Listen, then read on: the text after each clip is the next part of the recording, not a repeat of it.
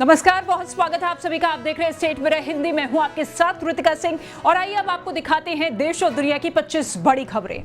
जम्मू कश्मीर में हुए आतंकी हमले में चश्मदीद ने बताया कि 2 आतंकी शॉल ओढ़कर आए मेस में खाना खा रहे मजदूरों को मारा गया। सिर्फ 300 मीटर दूर था सीआरपीएफ कैंप। जम्मू कश्मीर में आतंकी हमले के खिलाफ पुलवामा में लोगों ने निकाला कैंडल मार्च। गोलीबारी में 7 लोगों की मौत। अमित शाह बोले बख्शे नहीं जाएंगे दोषी। ब्रिक्स सम्मेलन के लिए रूस दौरे पर पीएम नरेंद्र मोदी। प्रधानमंत्री मोदी का इस साल का दूसरा रूस दौरा। सभी सदस्य देशों के राष्ट्राध्यक्ष रहेंगे मौजूद। कई देशों के प्रधानमंत्री और राष्ट्रपतियों से मुलाकात करेंगे प्रधानमंत्री मोदी। पीएम नरेंद्र मोदी की रूस यात्रा पर भारत के राजदूत विनय कुमार ने कहा, जुलाई में प्रधानमंत्री की मॉस्को यात्रा के बाद दोनों नेताओं ने 2030 तक $100 बिलियन के व्यापार लक्ष्य पर फैसला किया। हम उस पर काम कर रहे हैं। पति के पत्नी से जबरन संबंध बनाने को बलात्कार के दायरे में लाने यानी कि मैरिटल रेप को भारतीय न्याय संहिता के तहत अपराध के दायरे में लाने की मांग याचिका पर सुप्रीम कोर्ट सुनवाई करेगा। सेंट्रल पॉल्यूशन कंट्रोल बोर्ड के समीर ऐप के मुताबिक दिल्ली में AQI का स्तर और बढ़ा। राज्य में ओवरऑल AQI 318 है। 2 दिन से बहुत खराब श्रेणी में चल रहा है AQI। दिल्ली में प्रदूषण के मुद्दे पर बीजेपी प्रवक्ता शहजाद पूनावाला ने कहा कि आज एक बार फिर दिल्ली में AQI बेहद खतरनाक स्तर को पार कर गया है। कुछ इलाकों में ये 400 से ज्यादा है। दिल्ली एक गैस चैम्बर बन गई है। दिल्ली के न्यू अशोकनगर में तेज रफ्तार कार ने पुलिस की PCR वैन को मारी टक्कर। 2 पुलिसकर्मी हुए घायल। उत्तर प्रदेश में उपचुनाव की सीटों को लेकर कांग्रेस और समाजवादी पार्टी के बीच तनाव जारी है। अखिलेश यादव का दावा है कि वो बातचीत से इस मुद्दे को सुलझा लेंगे। उत्तर प्रदेश में एनकाउंटर को लेकर सरकार ने नई गाइडलाइन जारी की है। इस नई गाइडलाइन में कहा गया है कि अब हर एनकाउंटर की वीडियोग्राफी अनिवार्य होगी। महाराष्ट्र में चुनाव है और विपक्षी खेमे में सीट शेयरिंग को लेकर हलचल है। सीट बंटवारे के अंतिम फॉर्मूले पर अब तक मोहर नहीं लग सकी है।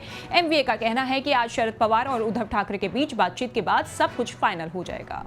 झारखंड विधानसभा चुनाव के लिए राजनीतिक पार्टियों के प्रत्याशियों पर चर्चा तेज। झारखंड मुक्ति मोर्चा अपने उम्मीदवारों की सूची जारी करेगी। 18 अक्टूबर से शुरू हो चुकी है नामांकन की प्रक्रिया। पूर्व बीजेपी नेता लुइस मरांडी ने JMM में शामिल होने पर कहा कि हमने बीजेपी को बहुत लंबा समय दिया, पार्टी की सेवा की, हर निर्देश का बहुत ईमानदारी से पालन किया, लेकिन चुनाव के समय पार्टी ने कहा कि हमें बरहेट से चुनाव लड़ना है। केंद्रीय मंत्री चिराग पासवान ने झारखंड विधानसभा चुनाव पर कहा कि लोक जनशक्ति पार्टी यानी कि NDA गठबंधन के तहत झारखंड में चतरा की एक सीट से चुनाव लड़ेगी। हमें उम्मीद ही नहीं बल्कि पूरा भरोसा है कि चतरा की इस सीट पर जीत के साथ ही LJP राज्य में भी अपनी शुरुआत करेगी।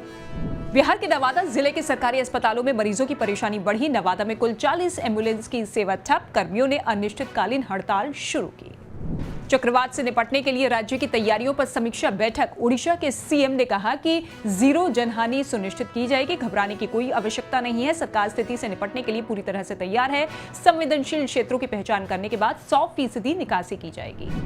महाराष्ट्र के नांदेड़ जिले में 3.8 तीव्रता का महसूस किया गया भूकंप। भूकंप की गहराई करीब 5 किलोमीटर थी।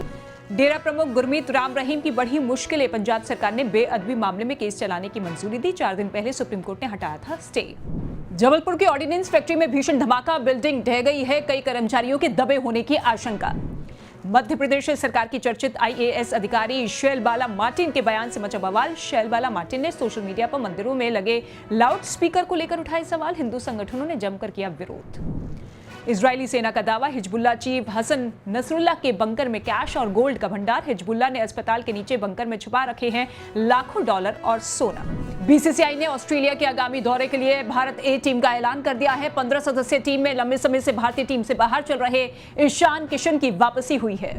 सलमान खान की धमकी देने वाली ने मांगी माफी। कहा गलती से मैसेज कर दिया। पुलिस ने शख्स को पकड़ने के लिए टीम इलाके में मौजूद। झारखंड की बताई जा रही है लोकेशन। भूल भुलैया 3 फेम विद्या बालन कार्तिक आर्यन कर रहे हैं फिल्म का प्रमोशन। 1 नवंबर को रिलीज होगी फिल्म। माधुरी दीक्षित और विद्या बालन के साथ काम करना कार्तिक ने बताया उनका सपना।